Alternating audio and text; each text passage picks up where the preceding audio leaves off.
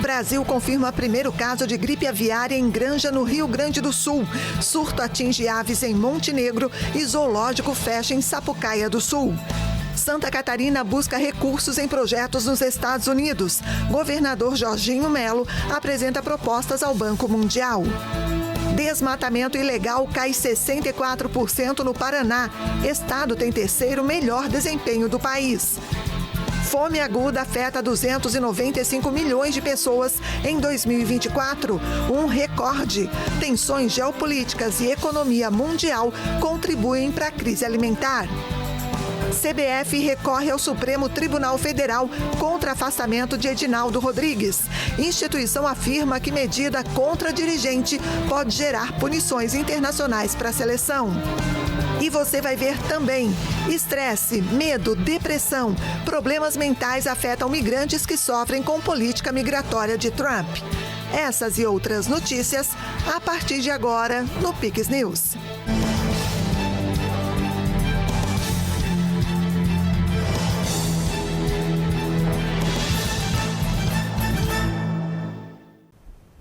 Olá, sejam todos bem-vindos ao Pix News desta sexta-feira, 16 de maio. Nós estamos ao vivo agora no horário de Brasília, 8h06.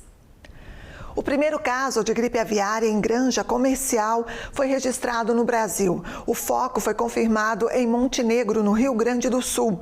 O governo afirma que medidas de controle foram adotadas e não há risco à saúde humana, nem ao consumo de carne ou ovos. O Ministério da Agricultura confirmou o primeiro caso de gripe aviária em uma granja comercial no país. O foco foi identificado em um matrizeiro de aves em Montenegro, no Rio Grande do Sul, com aproximadamente 17 mil animais. A maioria já estava morta quando as equipes chegaram. As aves sobreviventes foram abatidas para conter o vírus. Segundo o governo federal, a medida segue o Protocolo Nacional de Contingência e busca preservar a segurança alimentar e a produção avícola brasileira. O primeiro caso no Brasil, ele foi registrado exatamente no dia 15 de maio de 2023, em aves de vida livre, 30 réis no Espírito Santo.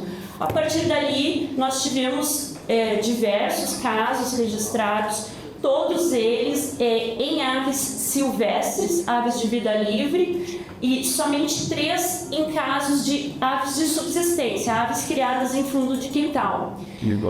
Este caso aqui do Rio Grande do Sul, confirmado ontem, então ele é o primeiro caso de influenza aviária de alta patogenicidade em granja comercial no Brasil. Em nota, o Ministério da Agricultura afirmou que a doença não é transmitida pelo consumo de carne de aves nem de ovos. Ainda segundo a pasta, o risco de infecção em humanos é baixo e ocorre geralmente entre pessoas com contato direto e prolongado com aves infectadas.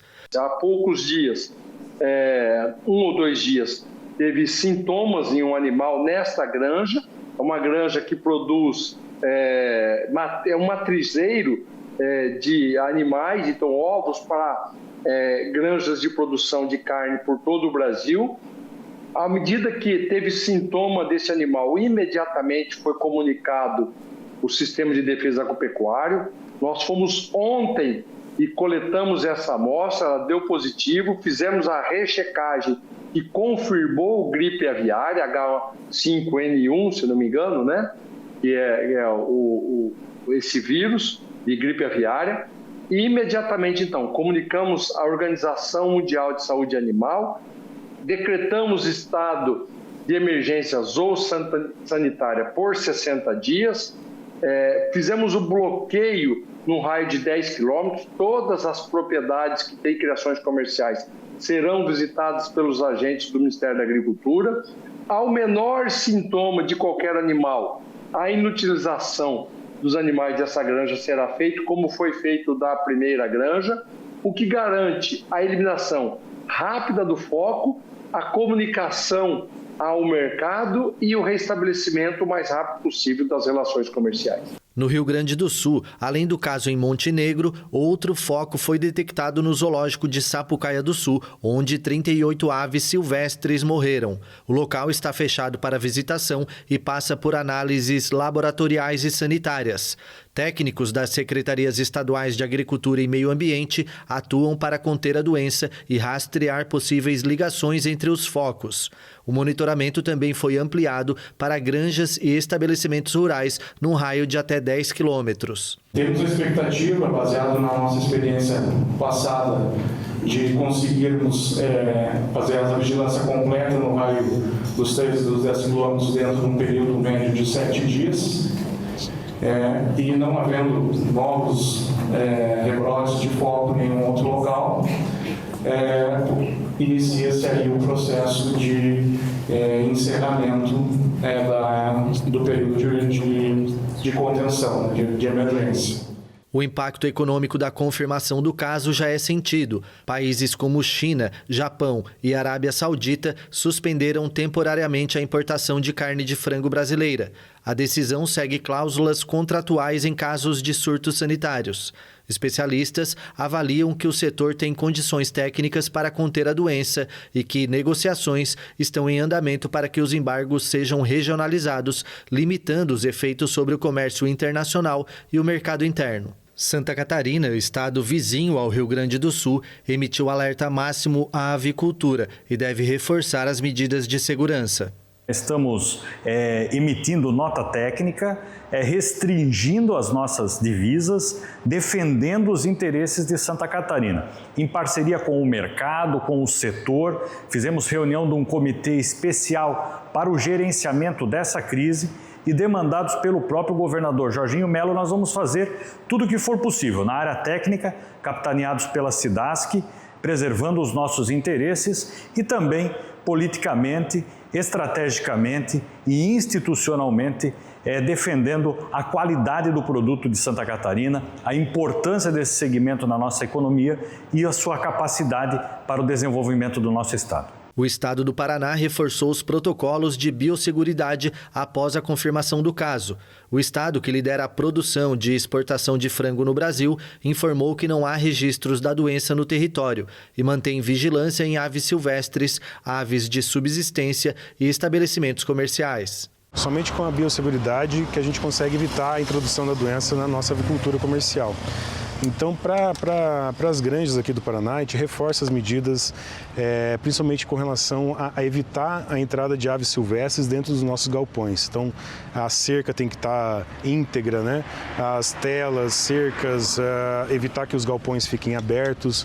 Os produtores que têm contato com os frangos, ao entrarem nos galpões, utilizarem um calçado especial para isso, específico para isso, a roupa também, que não use a mesma roupa que utiliza para manejar os frangos para ir para outros locais da propriedade ou até fora da propriedade, evitar visitas e pessoas fora do processo, dentro das propriedades, dentro dos galpões principalmente.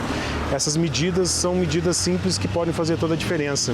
A gente vê casos acontecendo em outros países, onde às vezes um erro no protocolo pode comprometer toda a propriedade, toda a região, e a entrada da doença ela pode ser feita não só pelas aves silvestres migratórias, mas também pelas pessoas que podem estar carreando o vírus para dentro dos galpões. O governador de Santa Catarina está nos Estados Unidos, onde cumpre agenda com lideranças do Banco Mundial. Jorginho Melo apresentou projetos estratégicos para infraestrutura, agricultura e resiliência climática. Em missão oficial a Washington, nos Estados Unidos, o governador Jorginho Melo comandou uma série de reuniões com representantes do Banco Mundial. Na pauta, projetos que somam mais de 500 milhões de dólares em investimentos para Santa Catarina. A agenda inclui infraestrutura viária, mobilidade urbana, resiliência climática e agricultura. São 3 linhas para infraestrutura, para resiliência climática, assim como para agricultura, mais de 500 milhões de dólares, que vão fazer com que Santa Catarina possa continuar sendo protagonista no cenário nacional. Tudo isso levando à geração de emprego e renda e a melhores condições para a nossa sociedade. Um dos destaques foi o Promobis, Programa de Mobilidade Integrada da Foz do Itajaí. O governo catarinense vai destinar 24 milhões de dólares em contrapartida para executar o projeto em 11 municípios da região. Também foi apresentado o Estrada Boa, programa que prevê melhorias em rodovias estaduais. A proposta inclui 300 milhões de dólares de financiamento e 75 milhões de contrapartida do Estado. O governador Jorginho Melo deu quase 5 horas do seu tempo hoje para revisar cada programa que Santa Catarina tem com o Banco Mundial. Dentre eles, um programa que é o Promobis, onde o governo vai investir 24 milhões de dólares em parceria com os municípios da Foz do Rio Itajaí. E eu tenho certeza absoluta que, pelo que foi colocado aqui, nós entraremos o segundo semestre já no processo de obras. Então, o governador saiu muito satisfeito daqui, nós saímos satisfeitos, e é um grande feito para Santa Catarina, porque isso será levado também a regiões como Florianópolis, que iniciará o seu processo, Joinville e Blumenau. Esse foi o grande momento aqui, junto com todas as obras que o governador vai fazer com o apoio do Banco Mundial. O governo de Santa Catarina também levou ao Banco Mundial o projeto Santa Catarina Resiliente e Protegida. O objetivo é reforçar a gestão de riscos e prevenção de eventos climáticos extremos. A expectativa é elevar os recursos destinados à resiliência climática para 200 milhões de dólares. Nós somos muito bons naquilo que fazemos, mas nós não somos autossuficientes. O que o governador Jorginho está liderando aqui nos Estados Unidos, eu tenho certeza que vai ser transformador para Santa Catarina. Na área específica de logística, que é onde eu me insiro, nós tivemos excelentes reuniões aqui no Banco Mundial, e já estaremos tratando nos próximos meses sobre projetos para a área de transporte marítimo, para os nossos projetos de ferrovias e também do nosso projeto de aviação regional. Ou seja, nós sairemos dos Estados Unidos seguramente levando uma importante bagagem internacional para Santa Catarina. Está em andamento o período de concessões do programa Universidade Gratuita em Santa Catarina. Os estudantes contemplados vão receber um e-mail informando a homologação do benefício realizado pela instituição de ensino superior. Após o recebimento da mensagem, o beneficiado deve realizar o aceite do contrato de assistência financeira estudantil. Depois da assinatura de contrato do aceite por parte da Secretaria Estadual de Educação, o aluno receberá outro e-mail para realizar a assinatura dos recibos. Neste momento, então, estamos no período de concessões e consultas do programa Universidade Gratuita, que termina no dia 19 de maio, uma segunda-feira. Nesse período, a instituição realizará a concessão dos benefícios. Em caso de concessão, o estudante receberá um e-mail informando a homologação do benefício realizado pela instituição. Em 2024, o programa Universidade Gratuita concedeu mais de 41 mil benefícios, com um investimento anual do governo do estado de quase 507 milhões, impactando também milhões de estudantes em todo o estado catarinense. Para a estudante Roberta, o programa tornou realidade o sonho de cursar medicina. Eu não teria condição nenhuma de estar me mantendo até agora, eu já estou mais perto do final do que do começo e assim, a minha realidade realmente, antes da Universidade Gratuita, não teria como eu estar até aqui. E eu sou prova viva de que tem como e que se tu quiser dá para ir atrás e tu consegue. É um programa que vai ser bem avaliado realmente quem precisa, quem não precisa, então eu acho bastante justo, assim, de uma forma geral. Se tu realmente precisa e tu quer correr atrás, tu consegue. Todos os cursos têm Universidade Gratuita, então todo mundo que tem um sonho, o meu sonho é a medicina, mas caso o seu não seja e você tenha vontade, tem medo, vai atrás que dá. De 20 de maio até 30 de junho ocorre a última etapa, quando o sistema estará aberto para consultas, assinaturas de recibos mensais e aceites de contrato de assistência financeira estudantil para os estudantes. É importante destacar que se alguma das medidas não for cumprida nesta etapa, há risco de perda do benefício. O Paraná teve uma das maiores reduções de desmatamento ilegal da Mata Atlântica em todo o país. No entanto, 7 estados registraram aumento de degradação no bioma.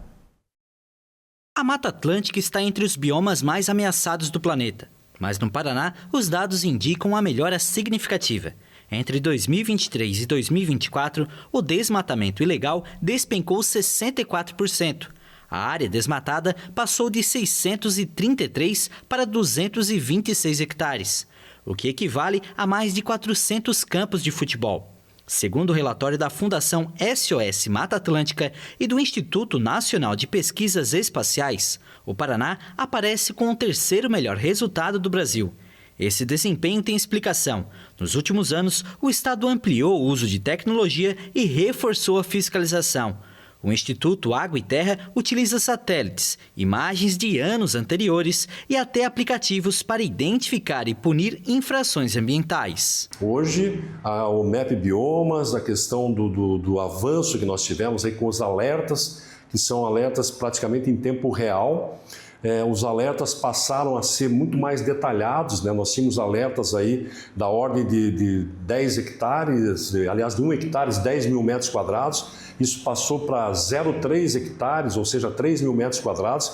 Portanto, e a tendência da tecnologia é reduzir cada vez mais essas áreas aí de desmate, de detecção realmente das áreas de desmate. No Paraná, entre 2021 e 2024, o número de autos de infração ambiental cresceu 65%. O valor das multas subiu 70%, passando de 78 para mais de 134 milhões de reais. Todo o montante arrecadado vai para o Fundo Estadual do Meio Ambiente, que financia ações de conservação. Neste mesmo período, a área suprimida de vegetação nativa caiu 95%. No cenário nacional, houve um aumento no desflorestamento em 7 estados: Bahia, Rio Grande do Sul, Ceará, Pernambuco, Goiás, Rio de Janeiro e Alagoas. Por outro lado, 9 unidades da federação registraram queda, entre elas o Paraná. A redução média no Brasil foi de apenas 2%. Um alerta importante, especialmente diante do crescimento de 92% dos índices da Bahia e do aumento dos eventos climáticos extremos. Ao todo, mais de 14 mil hectares de floresta foram suprimidos em todo o território, número superior ao registrado em 2018 e 2019.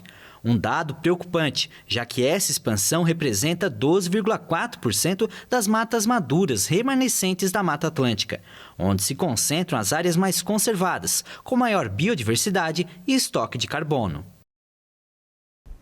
Agora vamos para o intervalo e você vai ver a seguir. Reunião entre Ucrânia e Rússia termina com troca de presos, mas sem trégua.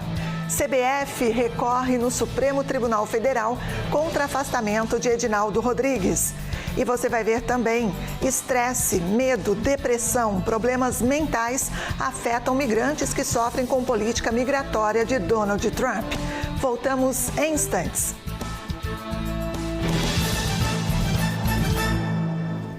Chegou o furacão de ofertas. Ai, que comprar! Sábado e domingo de desconto.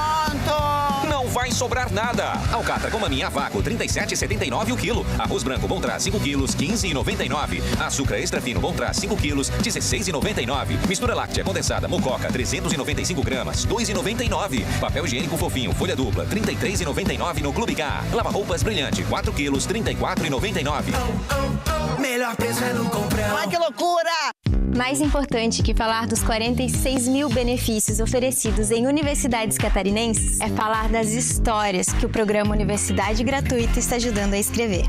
Em 2 anos, o governo pagou as mensalidades de milhares de alunos, tornando possível o sonho da faculdade em todas as regiões do estado. Informações? Acesse o site. Programa Universidade Gratuita. Oportunidade para quem precisa. Governo de Santa Catarina. O que é Garopaba? É luz, é verão, é esporte, é música, é tainha, é tempero, é história, é encanto, é tradição, é cultura, é pra criança, é pra família. Garopaba é a Garopaba. Venha viver de perto. Hoje eu vou te mostrar qual é a boa em Santa Catarina. 20 centímetros de qualidade. Essa é a boa. E esse trecho tá que é um tapete. Olha aqui, um investimento gigante. Já são mais de 50 obras e ainda tem muito trabalho pela frente. Escuta aí o que o povo tá achando do Estrada Boa. Estrada Boa vai trazer desenvolvimento. Agora o negócio tá indo. Patrola trabalhando, os caminhões. Melhor ideia que tiver de fazer de concreto. E com certeza vai melhorar para todo mundo. Estrada Boa, Governo do Estado de Santa Catarina. Estamos de volta agora às 8h25. Reunidos nesta sexta-feira em Istambul, Rússia e Ucrânia concordaram com uma importante troca de prisioneiros e afirmaram que vão conversar sobre a possibilidade de instaurar um cessar-fogo. A primeira reunião direta entre Rússia e Ucrânia em mais de 3 anos não trouxe uma solução para o conflito. Ao final do encontro, foram feitos 3 anúncios. A possibilidade de estabelecer um cessar-fogo, uma das principais demandas de Kiev e aliados, uma possível reunião entre os presidentes Vladimir Putin e Volodymyr Zelensky e uma troca de prisioneiros. Discutimos o cessar-fogo, discutimos as trocas. O resultado é a troca de 1.000 pessoas por 1.000. Este é o resultado da reunião de hoje.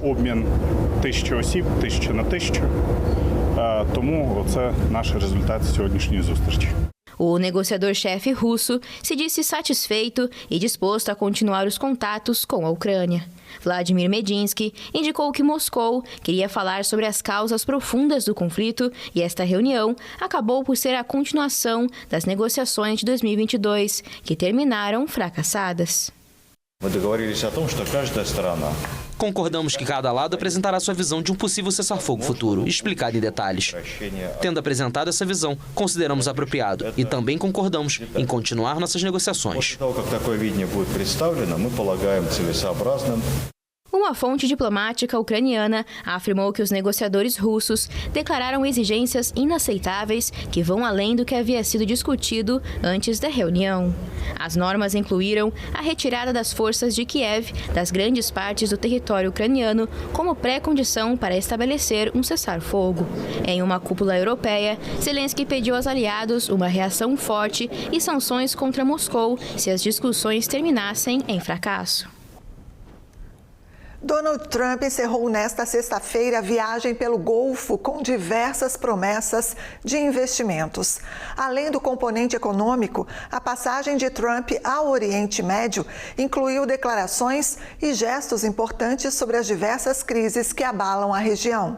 Ainda que tenha visitado uma região com várias questões geopolíticas em aberto, a primeira viagem internacional do segundo mandato do presidente americano teve um tom mais econômico e empresarial. O magnata republicano recebeu muitas promessas de investimentos, 600 bilhões de dólares da Arábia Saudita, um contrato com a Boeing de 200 bilhões no Catar e 1,4 trilhão de dólares dos Emirados Árabes Unidos em investimentos durante os próximos 10 anos. No último dia na região, Trump se reuniu com empresários e visitou um centro interreligioso que abriga uma mesquita, uma igreja e uma sinagoga. A Rede Global contra as Crises Alimentares, integrada por parceiros como a União Europeia, o Banco Mundial e agências da ONU, publicou um relatório alarmante nesta sexta-feira. De acordo com o estudo, a fome aguda afetou 295 milhões de pessoas de 53 países em 2024, um recorde, principalmente devido aos conflitos. O documento ainda sustenta que as perspectivas para 2025 não são muito animadoras, com a redução da ajuda internacional. Pelo 6º ano consecutivo, o balanço piorou e o agravamento da situação em áreas como Sudão, Mianmar ou Gaza ofuscaram os avanços registrados em outras regiões, como Afeganistão ou Quênia. Das 295 milhões e 300 mil pessoas, 22,6% da população analisada, 1.900.000 estavam à beira da fome, recorde desde que o relatório começou a ser elaborado anualmente em 2016. A a maior parte da população em situação extrema estava no Sudão e na faixa de Gaza, e em menor medida no Mali e no Haiti. Os conflitos e a violência que frequentemente provocam o deslocamento da população foram o principal fator de crise alimentar no ano passado, para 140 milhões de pessoas em 20 países. Para 2025, o relatório alerta que a intensificação dos confrontos, as tensões geopolíticas e a incerteza que reina na economia mundial estão aumentando a insegurança alimentar em alguns países, como a República Democrática do Congo ou o Haiti. Ao mesmo tempo, o financiamento geral da ajuda está em declínio, em particular com a saída no início de 2025 dos Estados Unidos, país que era o maior doador mundial.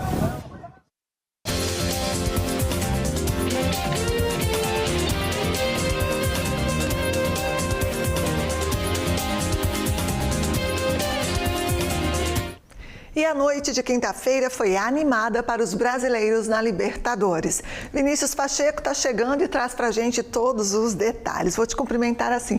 Boa noite, Vini. Boa noite. Bem-vindo. Boa noite. Foi a noite do 2-0 para os brasileiros. E aquilo que eu falei na semana, né? Era aquela Pepsi de 3 litros que estava perdendo gás, colocaram dióxido de carbono e o Internacional voltou com o gás todo e voltou a vencer. Também por 2-0. Um jogo difícil, fora de casa, no Uruguai, venceu o Nacional. E a gente vai conferir agora os gols. O Ricardo Martins recebeu, bastou apenas empurrar e fazer o primeiro gol da partida. O segundo veio após a cobrança de escanteio do Nacional e neste contra-ataque o juizão entendeu que essa disputa de bola não foi nada e o Brian Aguirre só driblou o goleiro e foi chegando até a meta para fazer o segundo gol da partida. A torcida e os jogadores do Nacional ficaram na bronca, mas o Internacional não tem nada a ver com isso e conseguiu uma boa vitória fora de casa que trouxe grandes chances de se classificar para as oitavas de final. Caso empatasse ali, ia ficar difícil essa classificação para o Colorado. Agora, o Palmeiras, que já está classificado, venceu ontem o Bolívar jogando em casa também por 2-0. E a gente confere agora que o primeiro gol foi marcado pelo Murilo após o cruzamento para a área de cabeça. Murilo fez 1-0.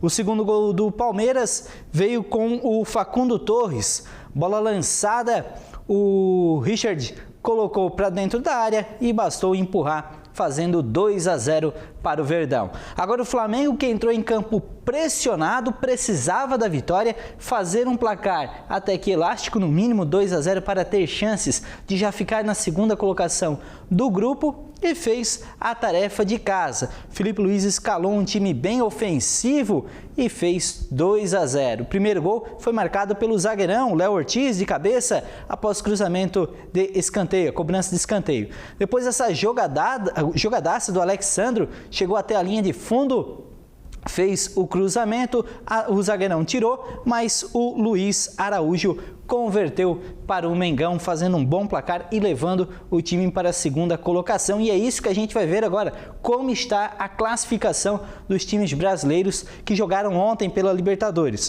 O Flamengo, então, está na segunda colocação, mas com apenas a diferença de um gol no saldo de gols. Então ele vai para a próxima partida disputando aí com o próprio Deportivo Táchira, que é o saco de pancadas do grupo, e se fazer um placar elástico aí, pode até mesmo ficar na primeira colocação do grupo, dependendo do resultado do Central Córdoba e LDU.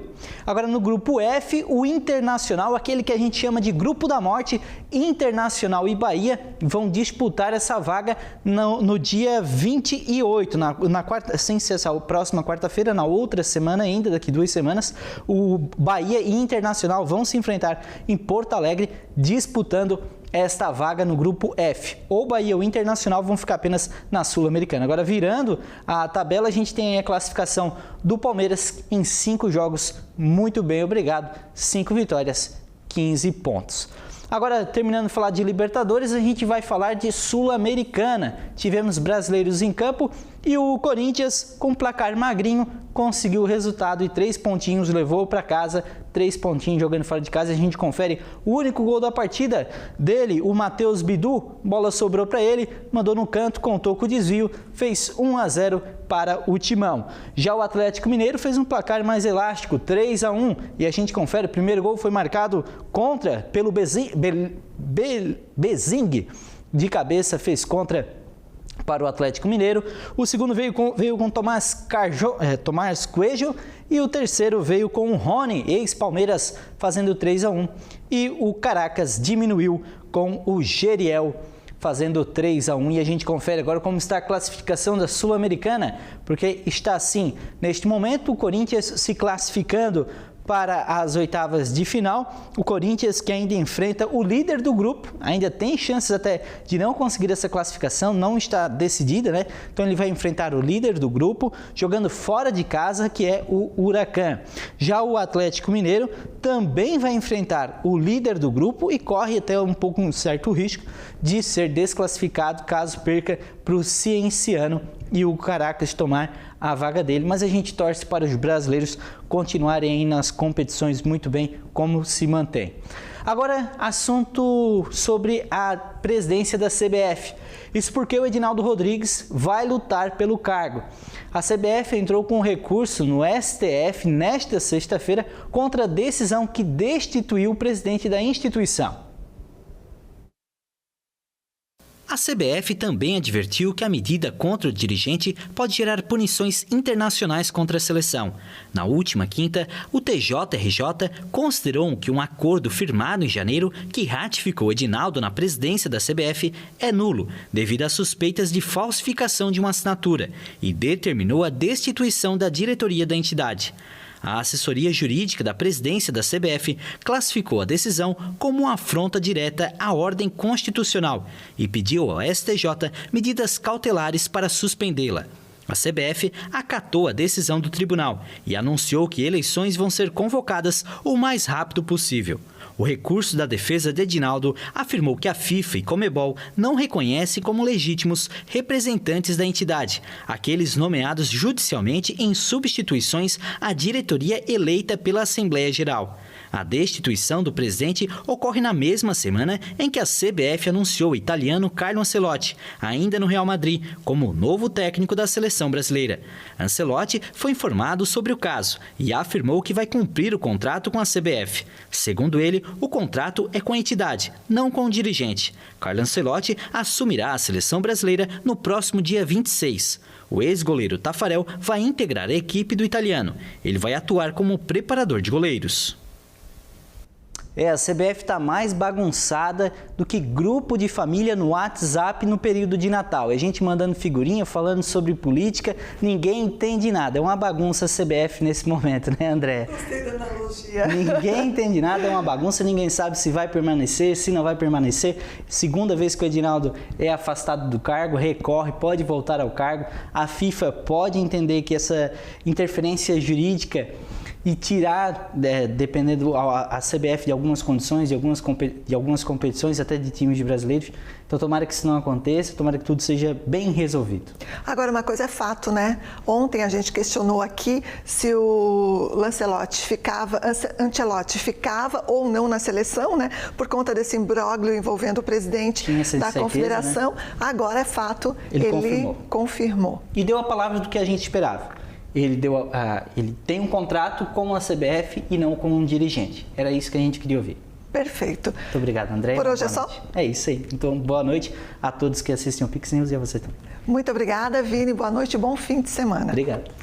E para a gente encerrar esta edição, as políticas anti-imigração de Donald Trump afetaram a saúde mental de milhares de imigrantes.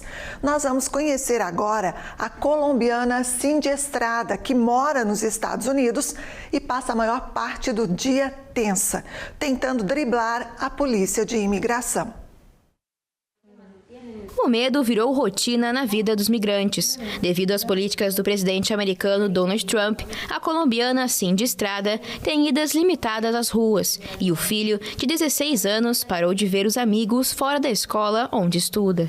A família que contesta uma ordem de deportação no tribunal vive com receio do que pode acontecer com eles. A decisão que impôs que Estrada e os familiares saíssem do país em 30 de abril perturbou o emocional. Tudo isso causou um abalo emocional complexo, porque a pessoa começa a ter estresse, depressão, ansiedade, pânico, às vezes sente até ataque de pânico, e você fala, meu Deus, eles vão me levar, a polícia vai vir e bater na porta. Por exemplo, quando acontece alguma coisa no prédio e a polícia vem, eu já estou com o coração a mil, que eles vão vir na minha casa, ou seja, não é fácil. A empreendedora de 36 anos saiu da Colômbia com a família há 3 anos, por conta da insegurança e tentativa de extorsão sobre a empresa do marido. Cindy tem medo de voltar para o país de origem. Viemos para este país fugindo de muitas coisas da Colômbia, entende? Então tenho medo de voltar para a Colômbia. Tenho muito medo de enfrentar o motivo de vir até aqui. Acho que essa foi uma das razões mais fortes pelas quais lutei para ficar.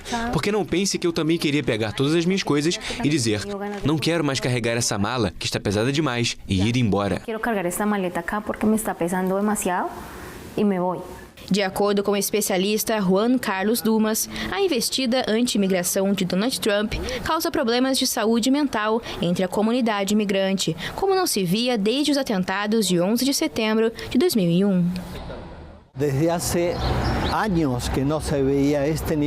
Há anos, não víamos esse nível de incerteza, medo e angústia sobre a situação atual, semelhante ao que Nova York sofreu durante os ataques de 11 de setembro de 2001, quando houve muito estresse, ansiedade, angústia e depressão.